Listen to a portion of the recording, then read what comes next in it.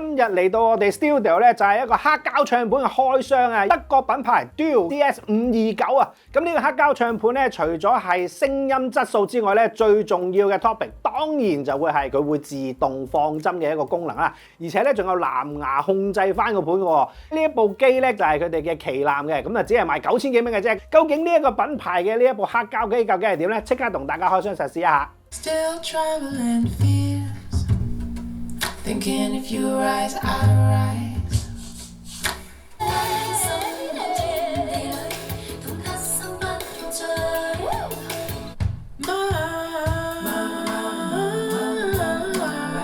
Dual 嘅 CS529咧，我自己會覺得咧喺嗰個自動放針嘅功能，或者係收針或者係 repeat 嘅功能嚟講咧，我覺得都幾方便嘅。尤其是咧，佢仲有埋呢個藍牙嘅連接咧，咁呢個我覺得都幾正啊！而且個機械性嗰個穩定力好強啊，因為聽到佢啲聲音嘰嘰格格嘅時候咧，你會見到佢放針嘅準確度好好啦，亦都唔會話拖泥帶水嘅。咁呢樣嘢咧，我覺得咧係值得可取啊！呢一個唱盤咧就喺呢一個 HK68嘅一個黑膠專門店咧，其實就已經有擺放㗎啦。咁除咗係而家我哋試到呢一隻529之外咧，想揾啲性價比再高少少嘅話咧，可以上佢哋度試下429同埋329嘅。如果大家都有興趣呢一個黑膠唱盤去試一試個聲音質素咧啱唔啱你口味嘅話咧，就記得去 HK68度睇睇啦。